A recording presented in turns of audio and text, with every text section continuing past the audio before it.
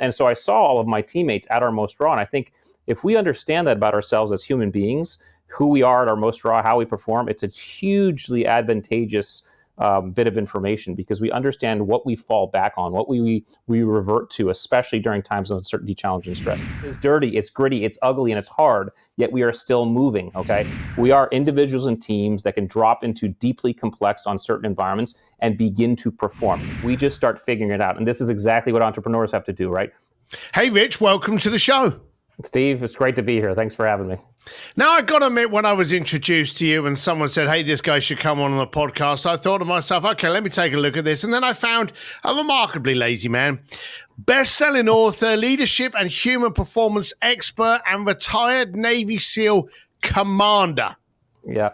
That's a hell of it. Let's just stop there. Thanks for coming. So let's start off at the beginning. Navy SEAL commander, how long were you in the SEAL? I was in the SEALs for just under 21 years. Went in 1996 and then retired in 2017. All right. Okay. Now, we're not going to be delving into that too much. For a start, thank you very much for your service. That has to be said. Thank you. Appreciate you. But you focused very much from that experience on the mental aspect. Mm-hmm. And we've all seen the programs and Hell Week and all that kind of stuff, and we love watching it while we're chewing our McDonald's. But the mentality of the stuff you've got to go through, and we've had people before actually come to a speakeasy. I've actually had Navy SEAL, when we were down in San Diego, actually come in and actually talk to us in there about actually what goes through and what they actually have to put up with. But how did you realize that it was the mental state over physical that you needed to be focusing at? Yeah, that's a great question, and it was actually very quickly, because when you get into SEAL training, again down in San Diego, California, Coronado seems like a very luxurious vacation-y place, but yes. But the water down there, anybody who knows it, is very cold. And I tell you, day one of SEAL training, all of the mythology that you come in thinking about Navy SEALs and the sexy nature of the job and spy stuff, and it all disappears, because the first thing they do is they take you down to zero. They whatever it is, push-ups, sit-ups, they freeze you in the cold, surf. It is all about taking you down to zero and then saying, okay, where can you go from here? So it's a very quick indoctrination into what is it that we need from these individuals to be able to do. And this is why it's a mental game. It has very little to do with the physical, because the guys who show up thinking it's a physical game typically quit pretty quickly. Did you pass Hell Week first off? I did, yes. I passed Hell Week. My whole class. I went through my whole class first time, which is good. I didn't have to do any repeats, which is great. So yeah, that's a hell of an achievement, and we've seen it. So we know about the mental status. So you're taking that from your Navy SEAL training. You've now written a book, your first time book. Mm-hmm. What made you, as a Navy SEAL, understanding the need for mindset, decide, hang on a minute, this needs to be a book? Well, so I was as I was a SEAL, as I went through my career, I ended up at one of our very specialized SEAL commands. So this particular command is a command where regular SEALs from regular teams apply to come, and you have to have top recommendations, top performance evaluations, all that stuff. You apply to come. You go to that command. You go through a separate 9-month selection process, and that process vets out about 50%. So 50% of the guys who start don't make it to this very specialized command. I went through that training myself. I was at the command, and then I was asked to take over that training. And at the time, one of our problems was we weren't able to effectively articulate why guys were not making it through. You think about these top dudes who are already Navy SEALs, they've been SEALs, they're experienced, they have stellar records, they're not making it through our training. All we had to say about it was, well, they couldn't shoot very well, they couldn't skydive very well, whatever it was. It felt disingenuous because these are experienced guys. And so I was tasked with the job of articulating what was going on. And that's really when I had to, what I call kind of deconstruct performance. What are those things that we're actually looking at when we're looking at performance? And it kind of goes back to this regular SEAL training. Regular basic underwater demolition SEAL training, BUDS, that we've just been talking about, 6 months long, San Diego, California. 85% of the guys who start that course don't make it through. Now, during BUDS and during Hell Week, you spend hundreds of hours running around with big, heavy boats on your head, and you spend hundreds of hours exercising with 300-pound telephone poles and running around with those things. And at the time, I had been a SEAL when I took over this training course for about 10 years. I had done hundreds of combat missions overseas. I had done thousands of training evolutions. And I will tell you, Steve, without a doubt, never on one of those did I carry a 300-pound telephone pole. No mission did I ever carry a 300-pound telephone pole or a boat on my head. So what that tells us is that they weren't training us in those skills to be Navy SEALs. They were doing things to us. They were putting us in these environments to tease out these attributes, these hidden qualities that actually tell us if the person has what it takes to do the job. And that's really where it got started. I started deconstructing the difference between skills and skills and attributes. And I decided after I got out of the Navy that organizations and teams were having the same problem articulating performance. They were hiring people based on what they saw on resumes, based on these really cool skills, putting together these dream teams of the best people.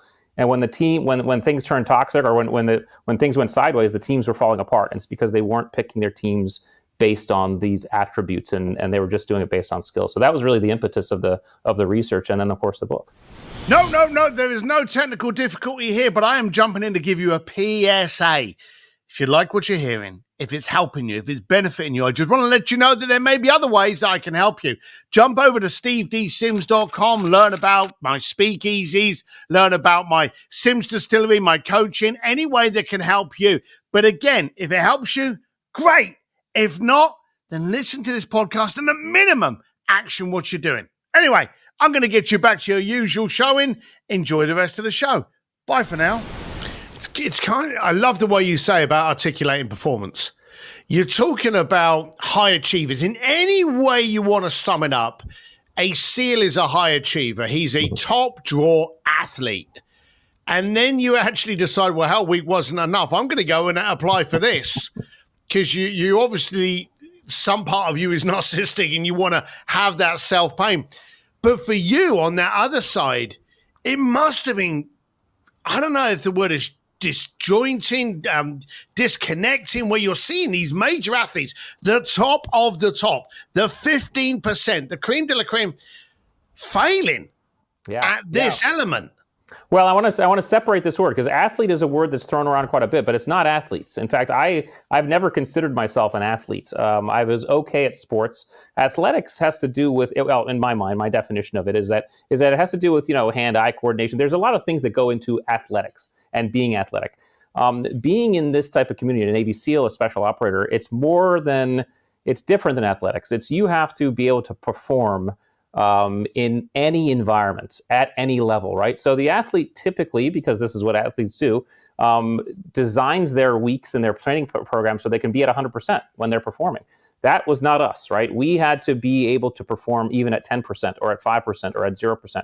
This is why it's a mental game. And athletics is certainly a mental game as well. But when we're talking about things like SEAL training, and really what really caused me to think about performance so deeply is I was really fascinated with who are we at our most raw.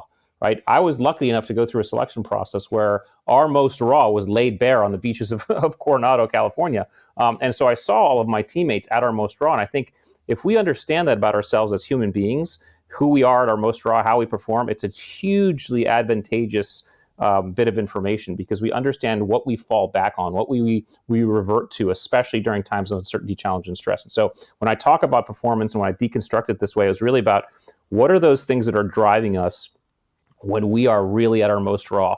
And it has very little to do with personality. It has very little to do with athletic skill.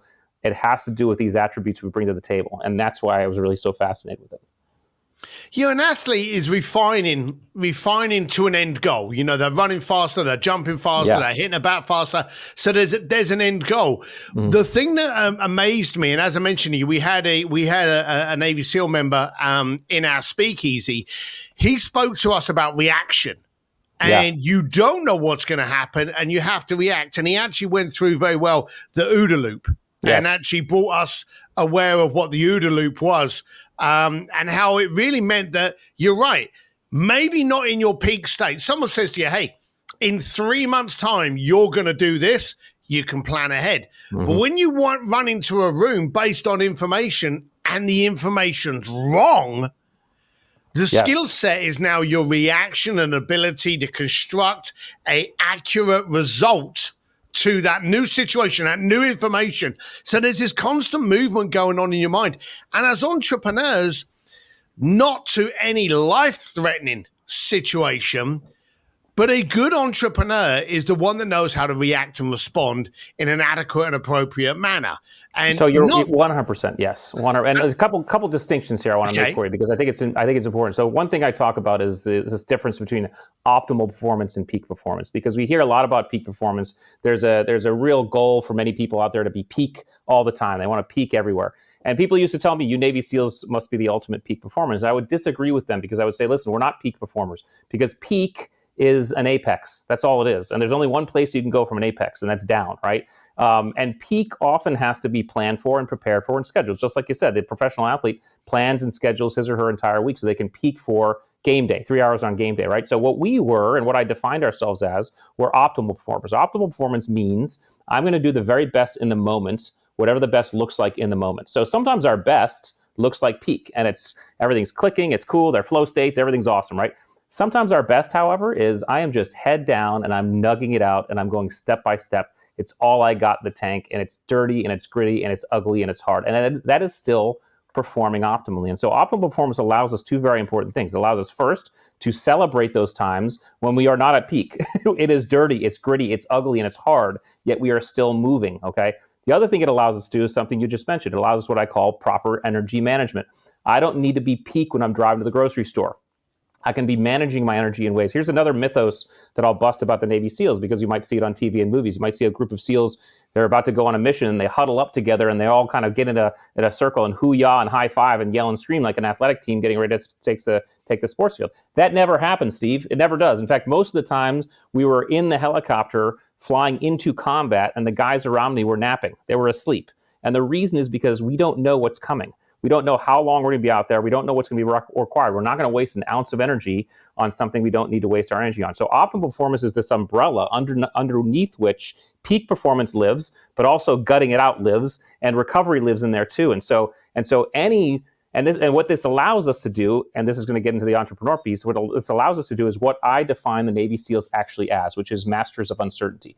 We are individuals and teams that can drop into deeply complex, uncertain environments and begin to perform. Sometimes it's not pretty. Sometimes it's ugly, right? We just start figuring it out. And this is exactly what entrepreneurs have to do, right? The entrepreneurial space is always ever changing. It's always full of uncertainty. You're always navigating and figuring out your processes. You have to be performing optimally. You have to be managing yourself. You have to be performing in ways that you can't predict. And that's going to mean you have to understand your attributes. Now, you've written this book. Let's not wait until the end to promote it. So what is the book called, and where can they get it? The book is called The Attributes, 25 Hidden Drivers of Optimal Performance. And you can get it at any Amazon. You can get it at Amazon, bookstores, theattributes.com on the website there. But what I do in the book is I highlight this difference. I talk about the importance of the difference. And then I go through 5 categories of 25 attributes. Now, there are more than 25 attributes. Of course, the work we do with organizations and teams, we use about 46. But in the book, I focus on 25 that I really wanted to kind of focus for this idea of optimal performance, broken into 5 categories, and people can start to understand how they show up in terms of their specific attribute list, right? Because all of us have different levels of these things, and that starts to inform us on how we perform. Now, entrepreneurs, we're always looking for that secret door, that unfair advantage. And now we're talking to a commander of the Navy SEALs that's written a book on it. And you said to us there are 5 elements, there are 5 structures. Run us through what we are going to gain from that book to get an unfair advantage. Yeah, so the 5 categories are grit, mental acuity, drive, leadership, and team ability. And all these categories are bins under which, inside of which we can put some of these attributes. So what are the attributes that make up grit, for example? Okay, again, grit, people often think of it as a singular thing. It's not a singular thing. It's a combination of things blended and catalyzed and stewed together to create the gritty person. Angela Duckworth wrote a great book years ago called Grit. She said basically the same thing. So what are the attributes that make up grit? What are the attributes that define our mental acuity? The mental acuity attributes speak to how our brain processes the world around us. Sorry, what was that? Mental what? Can you rephrase? Mental acuity. So the mental acuity attributes, which is really how our brain processes the world around us. So there's situational awareness, how situation aware we are, how vigilant, right? Our levels of the ability to compartmentalize. How can we kind of focus in on a task and complete without getting distracted? How effective can we task switch? In other words, change focus points between categories and context, and then how effectively are we able to learn and metabolize lessons. So those are the four. And really, what I need to highlight is that one of the reasons why this is a secret advantage to anybody who reads it is because the way I describe us as human beings is that we're all automobiles, kind of like the movie Cars. I love the movie Cars, and it's not just because my kids made me watch it 1,000 times. It's a great movie, right? But I love it because it's a great analogy for us as humans. All of us are automobiles. Some of us are Jeeps, some of us are Ferraris, some of us are SUVs. Now, there's no judgment there because the Jeep can do things the Ferrari can't do, and the Ferrari can do things the Jeep can't do. But if we take some time and we lift our hood and we start figuring out what kind of engine we're running with, we start to understand what track we're on and why we might be feeling friction. You may figure out, hey, wait a second, I've been a Jeep that's been trying to run on a Ferrari track, or I've been a Ferrari that's been trying to run on a Jeep track. This is what understanding our attributes allows us to do, start to figure out what type of vehicle we are, where we kind of default to in these things, and speak to our performance, not only when things are going great, but our performance when things aren't going great, and that's really important. There's a lot here. I'm going to enjoy reading this book. You mentioned about situational awareness. Mm-hmm. I can understand the basics of that, but you're running into a situation where your life's on the line. Your life's on the line, and the people that you're often running into save, their life's on the line. Yeah. But today's situational awareness for us as entrepreneurs is clouded by the amount of noise coming out at us. Digital props. Like, let's be serious. There's not a person in the planet, maybe a Sherp herder up in Tibet or something, who's not heard of ChatGPT and the impending AI and how it's going to change our life and how iRobot is actually coming alive. We are consumed with those shiny objects and everything's coming at us. That's not situation awareness. That's allowing us to be consumed by that noise. In a busy, crazy part of your journey, your operation, your movement, how do you manage to get down to singular focus and go, hang on, all of this noise is not important? Yeah. This is. How do you do that? That's the next attribute. That's compartmentalization. So situational awareness is the idea of being vigilant. Compartmentalization is the idea of being able to, in an environment, immediately assess and prioritize what you want to focus on and then focus on something until completion. That's what compartmentalization is. Now, some people are naturally better to do this at this than others. Navy SEALs are very high on situational awareness and very high on compartmentalization. However, to answer your question, because I won't dodge it, if you want to become better at compartmentalizing, at kind of blocking out some of the frenetic noise out there, we have to place focus on this idea of paying attention to certain things and focus ourselves on blocking out things that don't matter. One of the ways we can do this is to ask ourselves questions, right? Our brains are phenomenal instruments, right? And they are basically question answering machines. And one of the tricks I learned when I was in high school was that whatever question that we place into our frontal lobe, our brain begins to answer it. It just automatically does. And I do this with exercises. I do this with groups that I talk to all the time. I just ask them a question and say, hey, I'm going to ask you this question. Just write whatever answer pops in your head. It can be any question, right? And answers just begin to populate. One of the ways we can practice compartmentalization in an environment that's really chaotic is to ask yourself a very simple question. What can I control in this moment? All right. And your brain will begin to make a list, and your list will probably be, depending on how chaotic the environment is, it might be a very small list, but it'll provide you some things to decide to focus on. Then you pick something and you focus on that until completion. And once that's done, what you've done is you've created a reward loop in your head, because just that neurological process creates a dopamine reward and allows you to come back out, look at the environment again, and ask the question again, okay, now what can I focus on? And you focus in.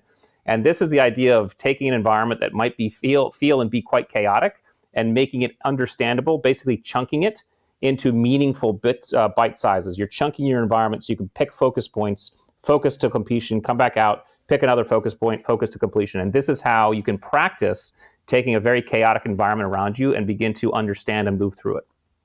Focusing on what you can control. Yes. All right.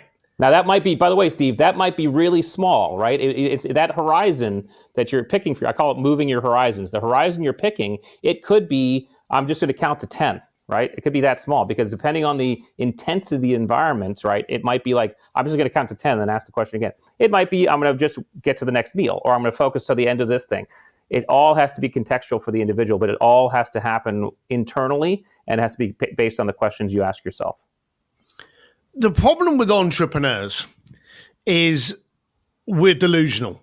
We actually believe we can control a lot more than we can. And usually entrepreneurs get in serious trouble when they actually start getting involved in shit that they shouldn't be anywhere near. How do you not only identify what you have control of, and I hate to use this one about, stick to your lane, but how do you actually be able to go, hang on a minute, I recognize that I should not be doing that, because we try to grab too much. And again, I want this to help the entrepreneurs listening to this. As you guys, a team, and that's the thing that really got me whenever I spoke to, and I've been down to Coronado, and I've been very fortunate enough to work with a lot of SEALs. I say a lot, but probably about 20 SEALs, which is probably a lot more than most people get to hang around with. I've spoken, and there's this team. They can almost finish each other's sentences. And as you said, you're laying up raw, you know each other. You're there at that, as you say, down to zero. You know when something that you can do exceptionally and when you can't, and when Johnny's the one that should then take over. So that's a great level of a phenomenal quality that a lot of people lack, the delegation. Yes. Yeah. How do you learn to actually identify that, hey, what I can control and what I shouldn't? Yeah, and you said it. It's about building teams. And so the concept that you're talking about that Navy SEALs use, and I think entrepreneurs would do right by themselves to do this as soon as possible in their entrepreneurial process, and that is build a team that does what I call dynamically subordinates. Okay, dynamic subordination is in fact how the highest performing teams on the planet operate, and certainly how SEAL teams operate. Dynamic subordination, and it's not the pyramid, like if you're thinking about task organization, it's not the pyramid, it's not the flat line, it's not even the upside down servant leadership model. What it is, if you were to picture it, is kind of like an amoeba or a blob or a school of fish. And a dynamically subordinating team understands that problems and issues and challenges can come from any angle at any moment. And when one does, the person who is closest to that problem and the most capable immediately steps up and takes lead, and everybody follows, right? And then the environment shifts again and someone else steps up and takes lead and everybody follows. It's a dynamic swap between leader and follower. I also call it alpha swapping, that alpha position swaps. So the best teams can actually operate in these environments you're talking about because they understand when to step up and when to step back. And what this involves is a complete vulnerability and humility about what we can do and what we can't do. We have to, one of the reasons why the SEALs work so well together is because my teammates knew exactly what I was great at and knew exactly what I sucked at, right? And I knew exactly what they were great at, and I knew exactly what they sucked at. So we knew when to support each other.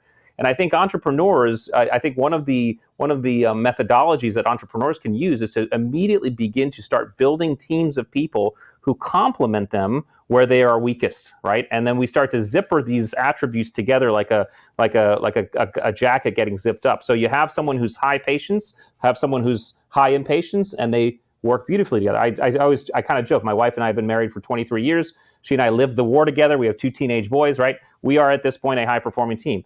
I am an inherently patient person, and she is an inherently impatient person. That has worked beautifully for us together as a team because when patience is required, I step up and I take charge. When impatience is required, she steps up and she takes charge. So I think one of the ways entrepreneurs can get out of this loop of taking on too much is to build teams around them that dynamically subordinate. So they can step up, they can step back, they can step up and then step back. It's not necessarily about changing ourselves. It's really about understanding ourselves and understanding our engines to the extent that we can start to find teammates that can support and buttress those things that we might not bring to the table as effectively. During that statement, one thing came out and clouted me in the lips, that you used vulnerability as a strength. Yes. And you're talking about probably the machoest group in the planet. There's not a kid that doesn't watch a Navy SEAL movie and go, oh my God, I'd like to be that person. But you're actually saying, recognizing what you're actually not good at and understanding your vulnerability and allowing someone else to complement by taking over at that point. 100%. Again, moving that down to entrepreneurs, we look at vulnerability as a weakness. And you're telling me in the most, I don't want to, say macho too much because that's belittling it. But in your sandpit, in your industry, where lives are at risk, you view vulnerability as a strength to be identified of what you're good at and what you're not. It's both. It has to be both. It has to be wearing both our strengths and our weaknesses on our sleeve, laying it all out to bear, because we have to do that. Now, we have an advantage, and I think the entrepreneur has the advantage too. Maybe not a life-death advantage like the Navy SEAL has, but the advantage of a Navy SEAL is that we are in environments that do not allow for a lack of humility. So in other words, I always use the ocean, okay? I don't care how good of a swimmer you are or how much you've surfed in your life. If you turn your back on the ocean, it will kill you, right? It's just that type of environment. Same thing with jumping out of an airplane at 22,000 feet in pitch black. Same thing with going into combat and having people shoot at you. When you're constantly in environments that will kill you, if you get complacent, you get inculcated with a sense of humility and vulnerability, because you know that anything can get you. And so that type of awareness allows you to then be very transparent. There's no time for me to pretend I can do something that I can't. There's just no time. It's not good for me. It's not good for the team. And I think if anybody who wants to really build a team that moves very rapidly and very high performing, it's about being very explicit about what I can do and what I can't do and wearing that on our sleeve. And that's true vulnerability. True vulnerability is wearing your strengths and your weaknesses on your sleeve so that your teammates can support and ebb and flow the way you need them to. Rich, I've enjoyed this. I swear I've got more out of it than anyone else, because that's the beauty about being a podcast guest, a host. You get to ask all the questions you want the answers to. So again, shout it out. What's the name of the book and where can they get it? The book is The Attributes, 25 Hidden Drivers of Optimal Performance. You can get it at any bookstore or Amazon. You can go, though, one-stop shop, theattributes.com. You can find the book there. We have some assessment tools, some free assessment tools on the website people can take, figure out where they stand, the attributes. You can work with us if you want to work with us with the consulting or speaking. And there's some blogs. And of course, all my social media handles are there as well. So one-stop shop, theattributes.com. What's your favorite social handle? I like Instagram, I think, and LinkedIn. Those are my two favorites. So what's your handle on both those? Instagram is Rich_Diviney, at Rich_Diviney, and then LinkedIn is I think at Rich Diviney as well. Yeah. So. All right. And all those links are going to be in the show notes, and all of the links to the book, theattributes.com, everything's going to be there. Go and grab this book and get that unfair advantage. As I say, if a Navy SEAL commander is telling you how to do it, don't be a fool and not listen. So go out there and do so. Rich, thank you so much for taking the time with us today. Thank you, Steve. Thanks so much for having me. It's a pleasure to be here. Pleasure to meet you finally. All the best. Yeah. Hey, I hope you liked that episode of the Art of Making Things Happen podcast. And remember, these are done for you. If you like them, subscribe, share them around. But if you don't like them, send me an email to ask@stevedsims.com, and you can tell me what I need to do to make this the most dynamic podcast you listen to. Anyway, make sure whatever you learned from the last podcast, you actually do something with. Without action, it's just a bunch of people blowing air. Have a good time. Until next time. Bye.